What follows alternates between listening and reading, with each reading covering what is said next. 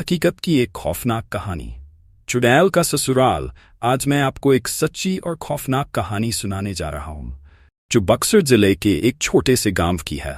यहाँ एक परिवार रहता था जिसमें रौनक नाम का लड़का अपनी माँ, पिता और भाई बहन के साथ खुशहाल जीवन बिता रहा था। रौनक अब 80 साल का हो चुका था और जैसे ही उसकी उम्र बढ़ी, लड़की वालों ने उसे देखने आना शुरू किया। कुछ दिन बाद रौनक को एक लड़की की तस्वीर बहुत पसंद आई। उसने अपनी माँ से कहा, माँ, मुझे यही लड़की पसंद है, मैं इसी से शादी करूंगा। और फिर तो जैसे रौनक का मन भी ठान चुका था, क्योंकि हर लड़के की ख्वाहिश होती है कि उसकी बीवी सुंदर और संस्कारी हो ताकि वह उसे गर्व से दुनिया के सामने ला सके। रौनक की माँ ने भी हाँ कह दिया और लड़की के पिता से शादी की बात पक्की कर दी। कुछ दिनों बाद रौनक का शादी का दिन आ गया। पूरे घर में खुशी का माहौल था। हल्दी, मेहंदी और संगीत के साथ उसका घर रंगीन हो गया था। रौनक मन ही मन सोच रहा था कि वह अपनी दुल्हन को लेकर कहाँ कहाँ घुमाने जाएगा और कैसे दोस्तों को दिखाएगा कि उसकी बीवी किसी हसीन परी से कम नहीं। वह दिन आ गया जब रौनक की शादी होनी थी।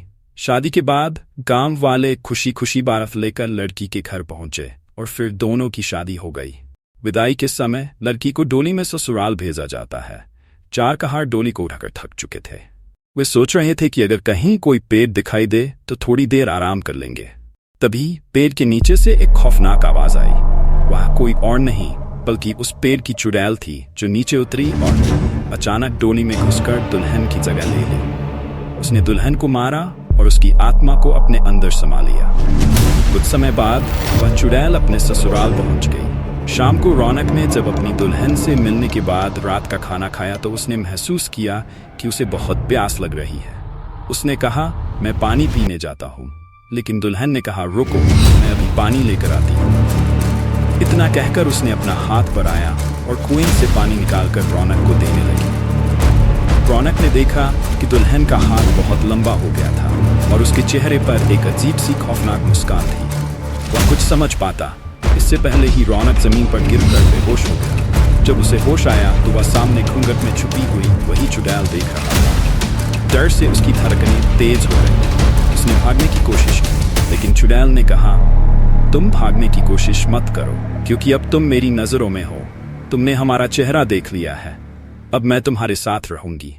अगर तुमने किसी को यह बात बताने की कोशिश की तो तुम्हारी जिंदगी नहीं बचेगी।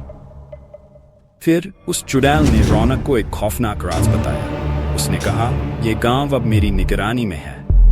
अब इसका हर घर मेरे कब्जे में रहेगा।